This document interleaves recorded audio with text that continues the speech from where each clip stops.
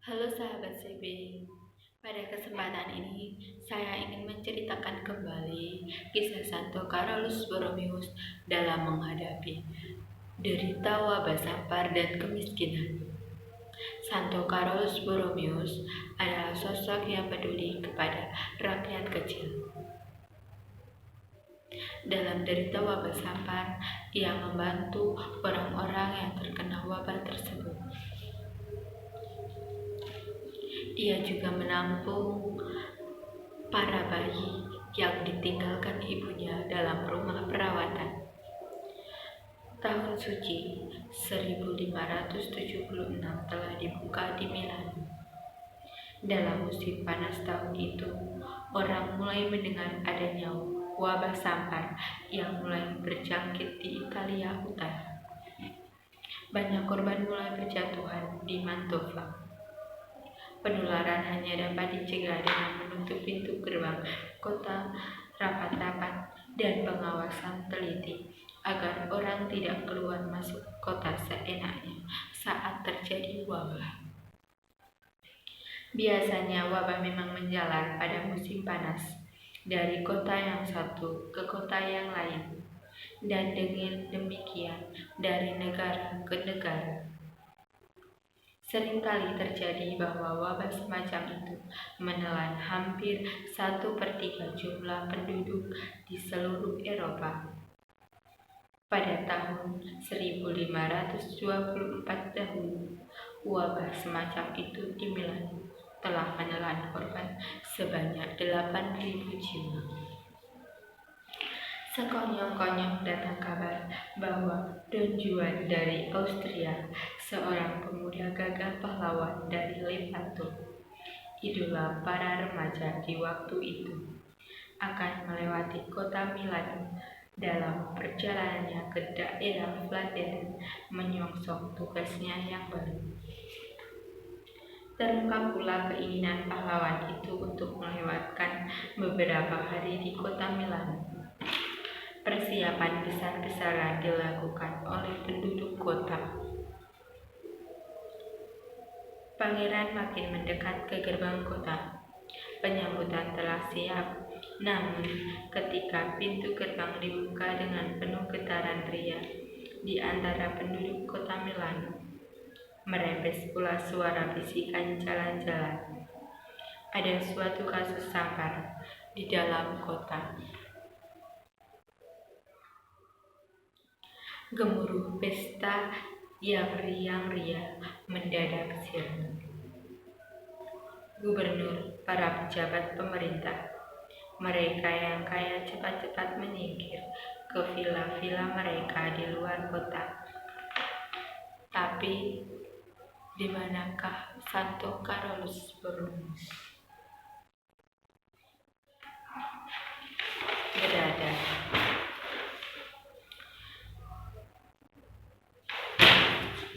Ketika persiapan penyambutan sedang berlangsung, Carlo mendapat kabar bahwa uskup dari Lodi sedang menghadapi sakratul maut.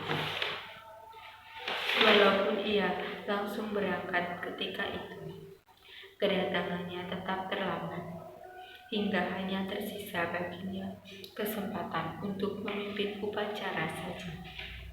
Ketika Carlo sedang sibuk di sakristi seusai upacara pemakaman itu, didengarnya kabar tentang apa yang terjadi di Milan.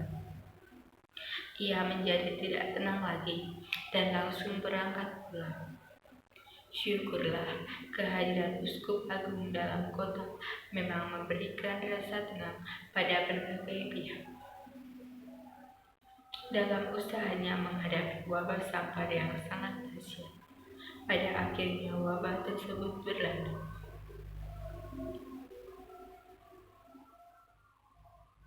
Kemiskinan datang menjulang.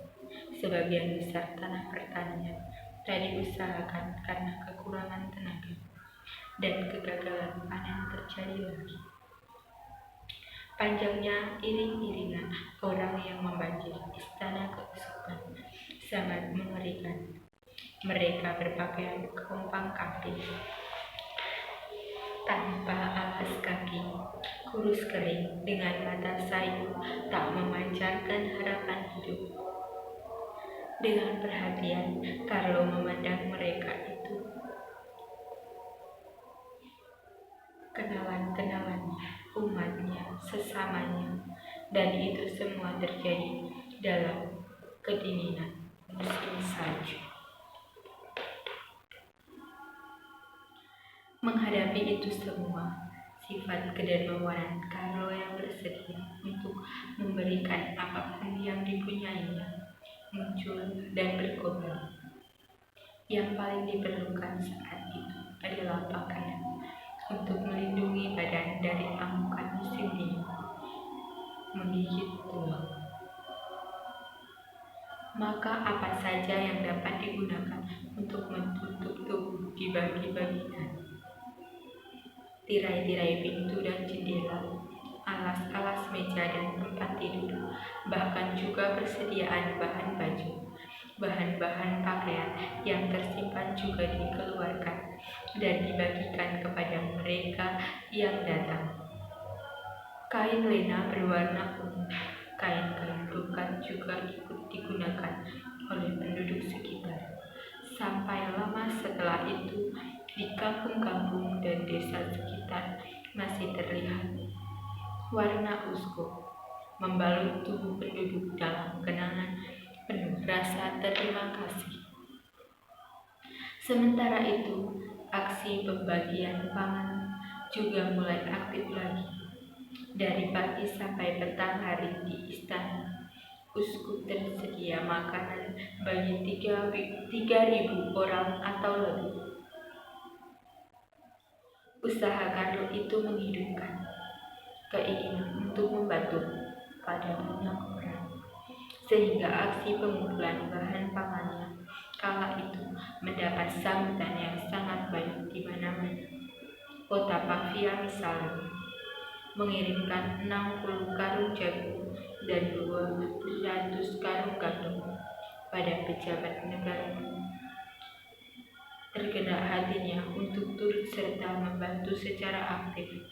Mereka menyumbangkan bahan makanan untuk 50.000 orang dalam minggu-minggu pertama aksi itu.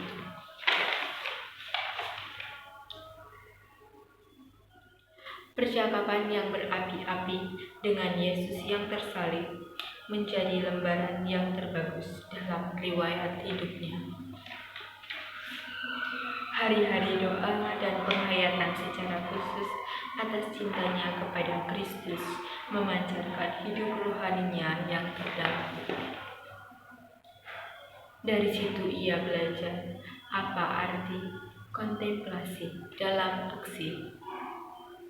Dari doa-doanya tumbuh kreativitas usaha, pengampunan dalam menerima penghinaan, dan ketahanan dalam menghadapi kegagalan.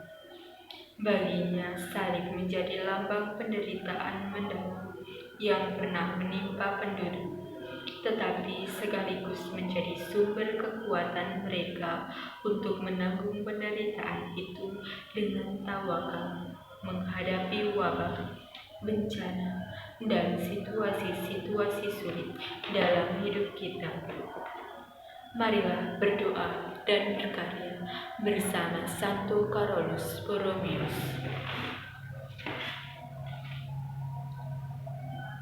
Wabah sampar memberi makna tersendiri dan memberi makna yang sangat terdalam dalam situasi sekarang ini, pandemi COVID-19. Dalam kisahnya, Santo Carolus Borromeus membuktikan bahwa saliblah yang menjadikan penderitaan sekaligus menjadi sumber kekuatan. Kisah Santo Carolus Borromeus patut diteladani, dan saya ingin menjadi bagian dalam kongregasi Suster-Suster Cinta Kasih Santo Carolus Borromeus. Terima kasih.